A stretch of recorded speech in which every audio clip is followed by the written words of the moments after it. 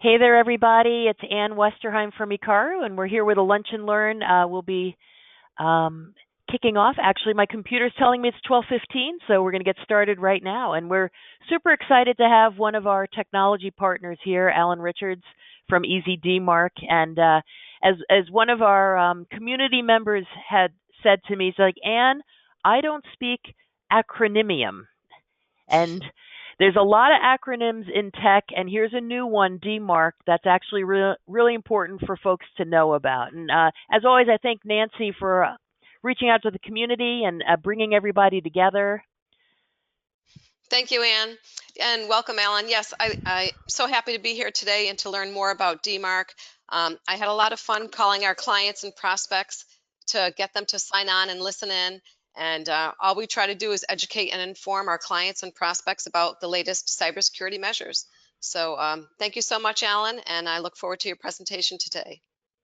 No, absolutely, and I appreciate you ladies having me on board.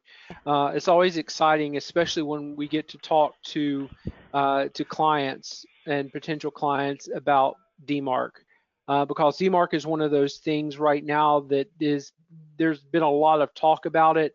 A lot of the direct clients, like your clients, they may have heard about it, but they really don't know what it is. So there's a lot of confusion. So hopefully today we can go ahead and clarify some of this and really let you understand why DMARC is so important and why it's being required by the majority of the email service providers out there. So, and if you want to go ahead and go to the next slide, we'll go ahead and just start and give you a little bit of idea about who Easy DMARC is. So Easy DMARC has been around since roughly about 8 years, and it's about the same time where we started seeing how DMARC itself, the protocol, has been out for about 12 years, but really we span the globe. You can see that we are managing currently over 70,000 domains from over 130 countries worldwide. If you look real close, you can sort of see some familiar logos that you have there, but we are compliant with all the industry standards, and Easy DMARC is recognized as a leader in DMARC management by all of these companies. You can see G2, et cetera, out there. But why do we need DMARC? What is the purpose of DMARC? So when we're looking at DMARC, you know, when you're looking at this is the benefit of clients working with people like Ann, because when you go into an MSP, this MSP is going to provide you with a cybersecurity package. And there are layers in cybersecurity. It's just not, cybersecurity is not just a one size fits all.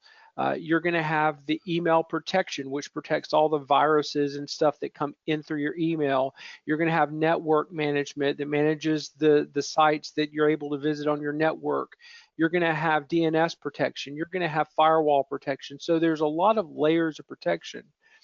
But when we see all this, what we're still seeing is that phishing is still the top attack vendor for all the cyber criminals out there. And why is that, right? Because cyber criminals out there will do little funny things in email that you may not recognize. So for example, there's a Latin A in the alphabet, and they can replace that with a Cyrillic A. And to your eye, you may just pass over it and not recognize it, but that's a completely different domain. Or they may take an L in your domain and replace it with a capital I. Again, to your vision, you may not notice that. But a lot of small businesses think, well, you know, I'm not at risk. I'm not vulnerable. It's the big guys that are at risk. Well, let me tell you something. That is not the truth at all. Because when a small business comes down, the average right now is that a small business is taken for $80,000 approximately when they are taking with a with a phishing attempt. And most of the small businesses out there can't handle that. But what we're out to do is to protect you from the base level. So when we're talking about layers of security, the base level and the core level is DNS-based protection, and that's really what DMARC is. So we're out there to protect you from the phishing, but also to protect your business's brand.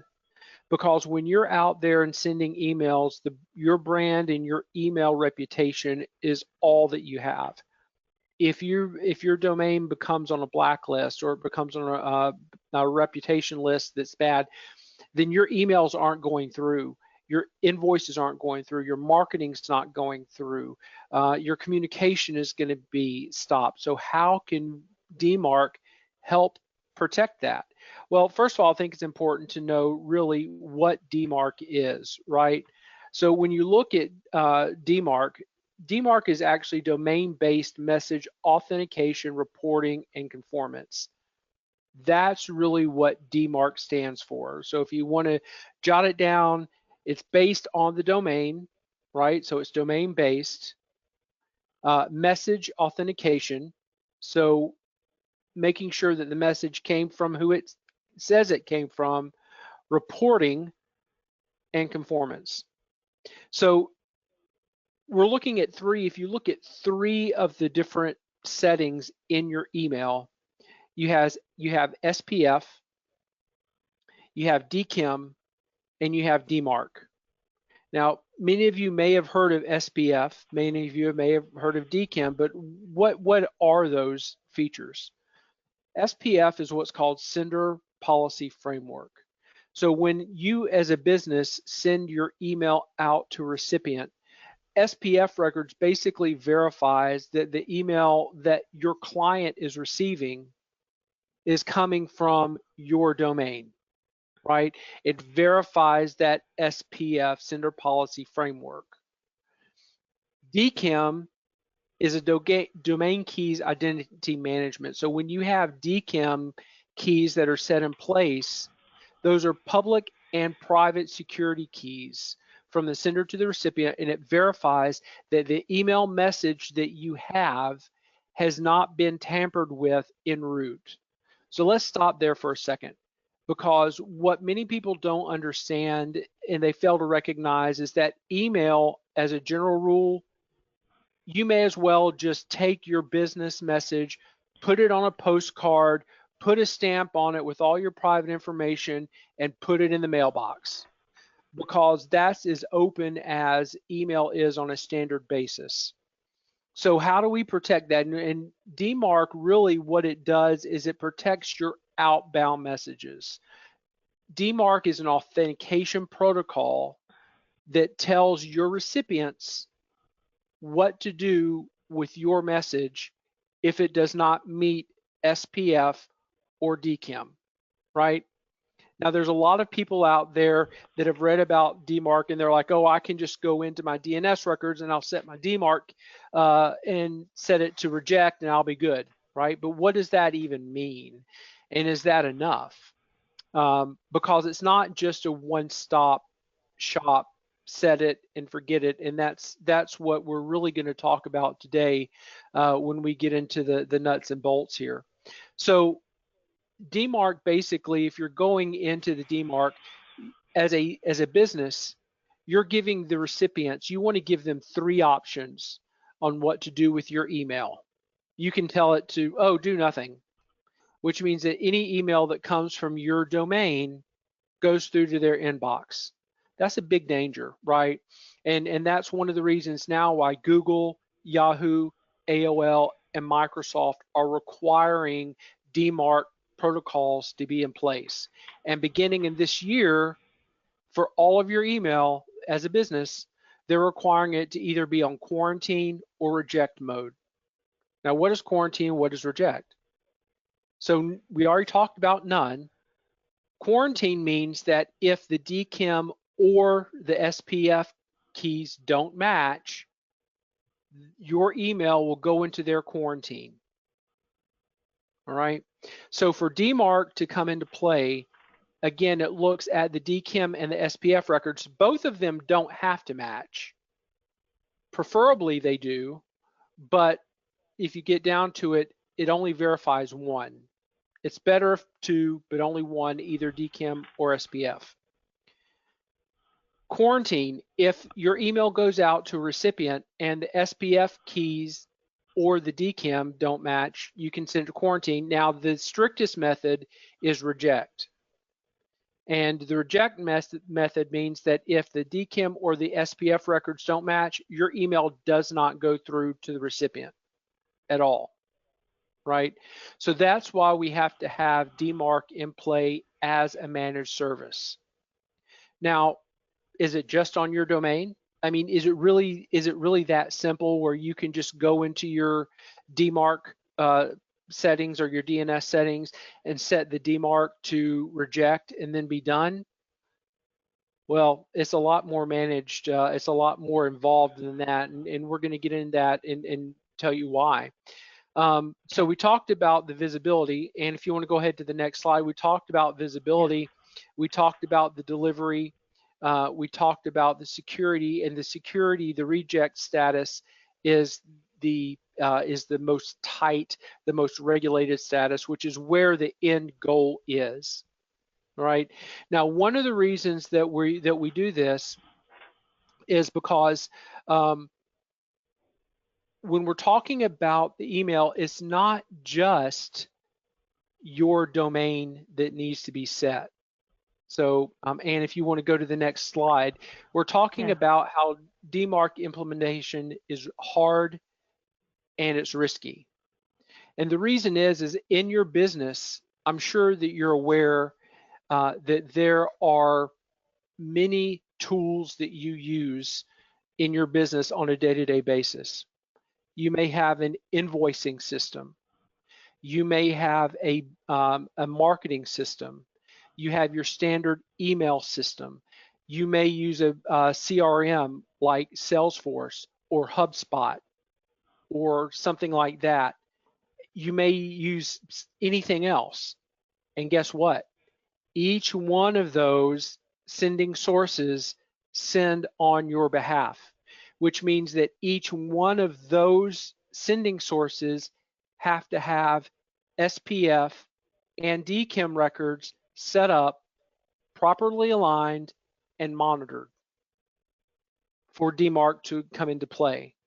So if you just go into your DNS settings and you set your DMARC setting up to reject, and then you start sending out through HubSpot, or you start sending out your invoices, or you start sending out your mailing campaigns, and those aren't set up, none of those are going to go through. None of those emails, your invoices, your marketing campaigns, none of that is going to go through to your clients. And you're going to start seeing slow pays. You're going to start wondering why your marketing campaigns aren't working, right?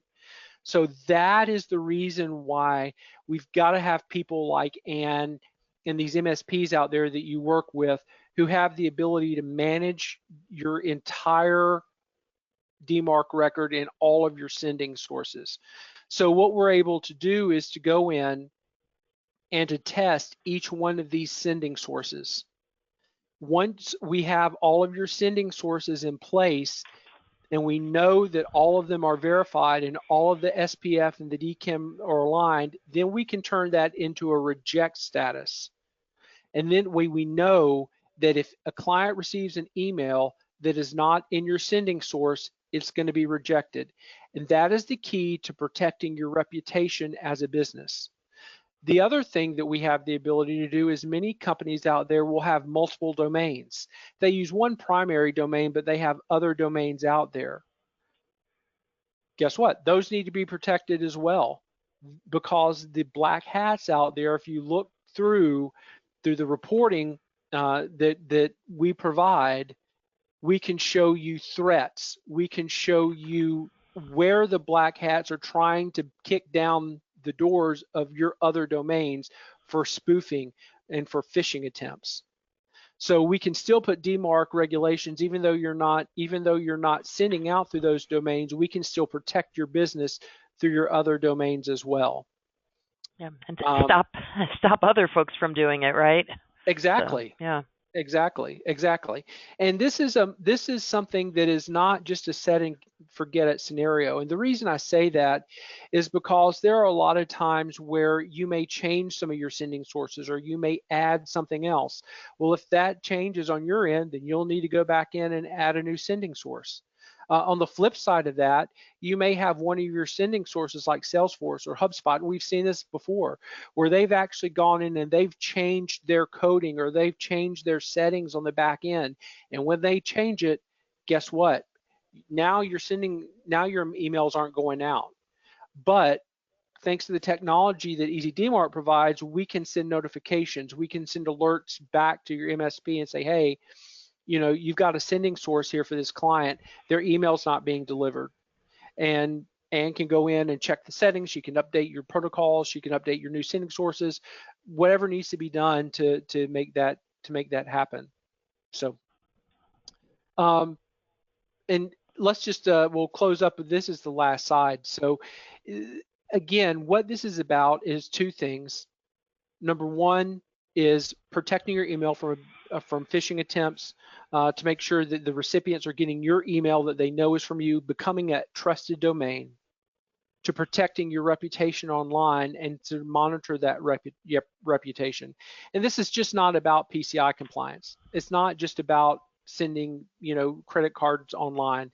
This is about every transaction that you do online, whether it's your billing, your invoices, or your customer service agents that are connecting with their clients. We just had another acronym in there, PCI. So yeah, go ahead. Payment Ann. card industry. So do we want to? I think you have another slide on that one, but I think technology is so pervasive, and your marketing department might just make a change one day to say, hey, we're not going to use MailChimp anymore. We're going to use HubSpot. Right. And stuff is changing all the time. But payment card industry, should we go to that one? Yeah, go ahead. So, now the payment card industry, this is something that is going to come into effect as of March 31st, 2025. And this is the data security standard, which is how you take credit cards online. And as you can see, the security requirements are there to protect that data from unauthorized access. And if you're in PCI, to be PCI compliant, you're going to have to be DMARC compliant as well. So what I would recommend at this point is if you are required to have PCI compliance, or even if you're not, but you're an email, what we give, one of the tools that we provide to all of our partners like Ann, is a domain scanner. And this domain scanner can actually scan your public DNS records, and it can scan your DMARC record, it can scan your SPF record, and it can scan your DKIM records. And it will give an overall score on from a 0 to 10 on your risk vulnerability. And I would recommend every single one of you to reach out to Ann, to reach out to Nancy, and have them scan your domain. And they can give you a printout that will show you exactly what needs to be done to fix your DMARC settings, and to see what type of risk that you're at. Some of you may be shocked because when that report run, it may be lit up like a Christmas tree. You're going to have reds all over the place, and you're like, holy cow, I didn't know that my email was vulnerable. And if your email is vulnerable, then your reputation is vulnerable. So that would be the first step to go from here. So, Ann, do we have any questions, or does anybody have anything that online? Yeah, I'm just looking over here. I think some of the feedback that we get, when we're talking to local businesses, like, oh my gosh, why do I have to keep doing something new, more regulations? And I think a lot about TSA at the airport. You're going to need to have a real ID coming up. So that's a new requirement, because they want an actual driver's license, not a fake one. And that's a lot like the requirements here. In terms of PCI compliance, just, in terms of questions I've seen around this, is some folks may not even be aware, like if you're processing credit cards, like say, for example, just via QuickBooks, they're running a test on a quarterly basis, and they typically look, hey, do you have a firewall in place and certain things. So this is going to be part of the test, and that's why we're trying, we're already at the end of January, but we're trying to get ahead of that for everybody before March. And then Google and Yahoo have already made the requirements in place, because that's another thing we get a lot from folks like, yeah, my emails aren't, I sent an email and somebody says they didn't receive it. Why didn't they receive it? So we're already seeing major companies block. Yeah, and it's true because, most people think they just send an email and it goes through and it's fine. Or they can set up a campaign from MailChimp or something and they'll just send it out and it's fine. But there's a lot of security measures on the back end that all these providers are setting up because, they're responsible for all the people that use their platform, and they want to make sure that people, when they're sending email out, that they are not black hats. That they're not on that. So you have to verify that you are sending valid email to valid domains from a valid sending source. Yeah, and I know, Nancy, you got a question recently from, because some businesses don't accept credit cards because of the processing fees, but they accept ACH payments. And there is an organization that regulates ACH payments as well. And I predict that they just basically follow everything from PCI compliance, and they'll be putting in the same requirements. What other feedback have you heard from, Nancy? Just because we started talking about this just recently. Right. This is what I wanted to talk to you about. So, Alan, I had some pushback from some of my clients that they didn't want to listen in today because they don't process credit cards at their company at all and haven't for years. And by the way, I want to tell you something also. I never use acronyms when I'm talking to my clients and prospects. I never said PCI to them at all. I always said payment card industry, our credit cards, to further explain it. So what would you have done to try to get these people to listen in that didn't want to because they haven't used credit cards? And I said to them, I even asked them, please tell me why you don't use them. We all have our reasons. Tell me why. And somebody told me, she said, because they cost too much. They have to pay fees on it. I'm like, I understand that. And so those were some of their reasons, but I was wondering what you would have said to get them to listen in. Well, I would say, number one, if you are a business that has an online presence, and if you are a business that markets online, if you're a business that sends out invoices online, even if you don't take credit cards, if you're sending invoices online, you have to be DMARC compliant. This is not just about PCI compliance. This is about, now, if you're a business and you don't have an online presence and you don't send out invoices and you don't send out campaigns and you don't do marketing online and you don't have a website, then I would probably say that you don't need DMARC. But if you are doing any of those things, then all of that email that you send out, and you have to think about it, when the phishing attempts go out, the black hats that are out here there, they'll buy these domains or they'll get these phishing domains and they'll send out like 25,000 emails at a time. They'll send out, even 1,000 emails at a time, hoping that maybe one person will open that email. And how do like Google and Yahoo, how do they differentiate you as a legitimate business from these phishing people that are out here, the black hats that are sending it out? As far as email is concerned, there is no difference unless you're verified. So again, if you're sending out marketing campaigns or invoices, anything over the email to your clients, you've got to be verified. It's not revolving solely around PCI, but PCI will require DMARC. Yeah, and I can understand from the businesses. I'm just looking to see if there's more questions coming in here. I just want to put up your thank you note and your contact information, but it's a lot to take in, and we have a lot of conversations like this. It seems like there's always something new coming at you, and there's so much money in cybercrime that the criminals just figure out new ways of tricking people. So imagine if somebody impersonates you, sends an invoice to one of your client pays the criminal, they're not going to be happy with you. So I think that it's a lot to maybe digest, and I would recommend that folks, let's just get a scan. And now we've got 2 months for the folks who do have to meet compliance. If you're sending out any, if you're a nonprofit and sending out funding requests, you want to make sure those get delivered to people as well. So please, reach out to me and Nancy for the scan. I get it. It's hard, right? As a client, as your clients out there from a small business perspective, I've been in cybersecurity for 18 years. believe me, I get it. And it seems to, as clients, every time you turn around as a small business, there's one more regulation. There's one more thing that you have to add. And there's a lot of people that still think that DMARC is this bright, shiny thing over here that somebody's trying to make money off of. And it's really not. It really is not. It is a requirement, and it really does need to be managed on an ongoing basis.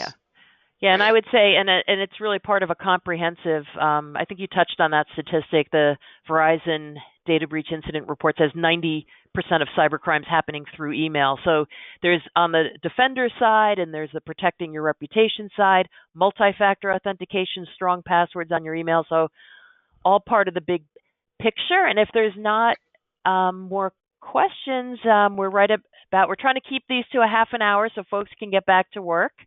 I just want to remind everybody, like Ann said, please email Ann or myself, or call Ann or myself and let us know if you want that complimentary scan. We could do that for you. We'd be so happy to do that for you. Yeah, and thank you, Alan. I'm glad you don't have 9 inches of snow in Pensacola, Florida today. Right? I am too. I live in Florida for a reason, and it's not 9 inches of snow. Yes. All right. Thanks so much, everybody, for joining us. And I do want to point out, we have a handout. Under the handouts, there's a short ebook that kind of just describes some of these concepts, and we're going to have a recording of this as well. So thank you, Alan, so much for joining us today. Absolutely. It was a pleasure. Thank you, Nancy, and thank you, Ann. Thank you so much. Bye, everyone. Bye. Bye-bye.